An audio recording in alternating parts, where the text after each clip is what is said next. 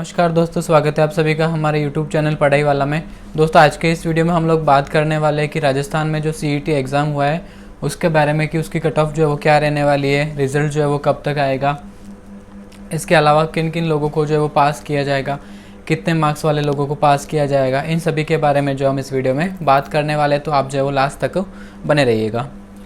तो सबसे पहले बात कर लेते हैं राजस्थान CET एक्सपेक्टेड जो है वो कट ऑफ 2023 के बारे में।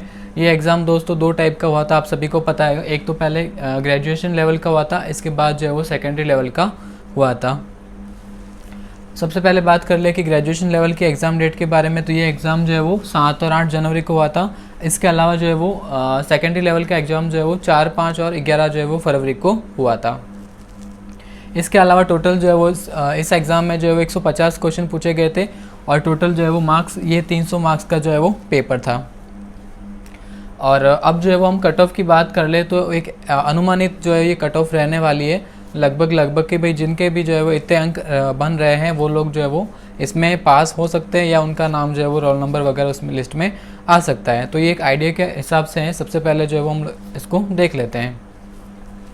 तो सबसे पहले बात करें जनरल कैटेगरी की। जनरल कैटेगरी में जो भी अभ्यर्थी हैं उनके यदि 200 से लेकर के 210 तक मार्क्स बन रहे हैं और ये जो है वो टोटल 300 में से मार्क्स हैं। 200 से लेकर के 210 तक जिनके भी मार्क्स बन रहे हैं जनरल कैटेगरी में वो जो है उनके सेफ़ रह सकते हैं, उनका जो है वो नाम उसमें आ सकता है लिस्ट में। नंबर 2 बात करें OBC की। तो OBC के कैंडिडेट जिनके जो है वो 190 से लेकर के 200 के बीच में मार्क्स बन रहे हैं उनका नाम जो है वो लिस्ट में आ सकता है। इसके अलावा तीसरी कैटेगरी की बात करें MBC की। तो MBC के अभ्यर्थी जिनके 180 से लेकर के 190 के बीच में मार्क्स बन रहे हैं उनका नाम जो है लिस्ट में आ सकता है। इसके अलावा EWS की बात करें तो EWS के वो अभ्यर्थी जिनके 180 से लेकर के 190 के बीच में अंक बन रहे हैं वो जो है वो सेलेक्ट हो सकते हैं। इसके अलावा SC कैटेगरी की बात करें तो SC कैटेगरी के वो सारे अभ्यर्थी जिनके 150 से लेकर के 160 के बीच में मार्क्स बन रहे हैं उनका जो है वो नंबर आ सकता है।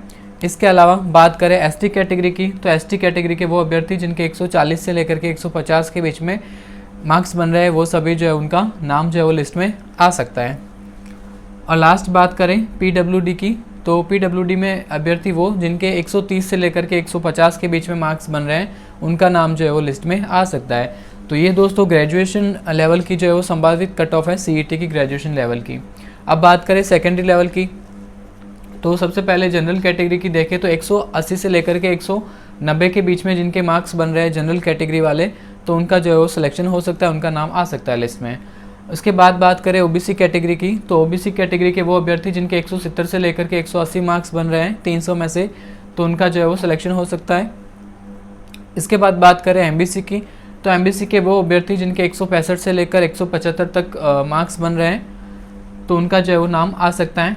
इसके अलावा EWS की बात करें तो EWS के वो अभ्यर्थी जिनका 160 से लेकर के 170 के बीच में मार्क्स बन रहे हैं उनका जो है वो सिलेक्शन हो सकता है। इसके अलावा SC कैटेगरी के वो अभ्यर्थी जिनके 130 से लेकर के 150 के बीच में मार्क्स बन रहे हैं उनका जो है वो सिलेक्शन हो सकता है। फिर बात करें ST कैटेगरी की। तो ST कैटेगरी के वो अभ्यर्थी जिनके 130 से लेकर के 145 के बीच में मार्क्स बन रहे हैं उनका जो है वो सिलेक्शन हो सकता है। और लास्ट बात करें PWD की। तो PWD के वह अभ्यर्थी जिनके 125 से लेकर के 140 के बीच में मार्क्स बन रहे हैं उनका जो है वो सिलेक्शन हो सकता है। तो ये एक अनुमानित कट ऑफ है दोस्तों ग्रेजुएशन लेवल की और सेकेंडरी लेवल की, दोनों के बारे में हमने बात की अभी। लगभग जो है वो इतने ही आपके यदि मार्क्स बन रहे हैं तो आपका जो है वो लिस्ट में रोल नंबर वगैरह आ जाएगा। अब बात करें दोस्तों एक महत्वपूर्ण बात ये थी कि इसमें जो है वो आपको एक स्कोर कार्ड भी जो है वो जारी किया जाएगा और ये स्कोर कार्ड जो है वो 1 साल तक जो है वो वैलिड रहने वाला है। यानी कि 1 साल में राजस्थान में जो भी भर्ती आएगी उसमें जो है वो आप इन्हीं नंबरों के आधार पर जो है वो बैठ पाएंगे। यदि आपके स्कोर कार्ड में नंबर अच्छे होंगे तो आप जो है वो आने वाली 1 साल में जो राजस्थान की भर्ती आएगी इसमें जो है वो आप एग्ज़ाम दे पाएंगे। तो ये तो हो गई कट ऑफ मार्क्स की बात।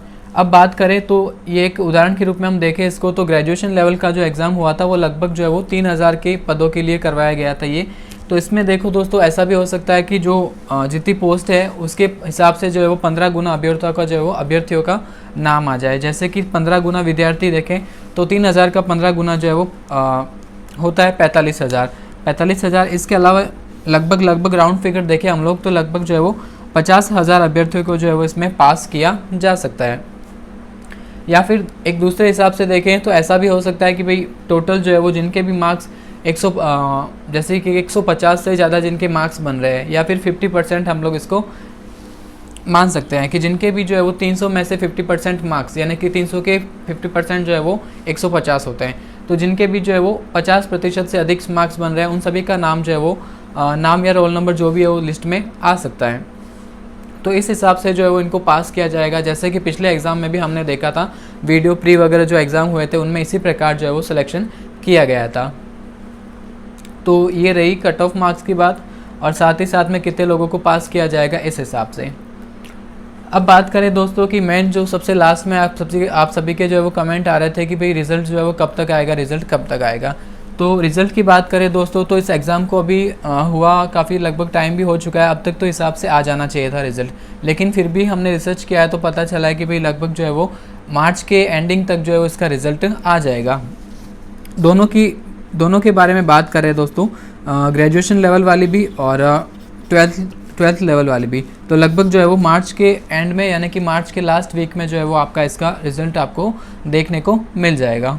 तो ये था दोस्तों वीडियो CET के बारे में। वीडियो अच्छी लगी हो तो लाइक ज़रूर करें। थैंक यू दोस्तों।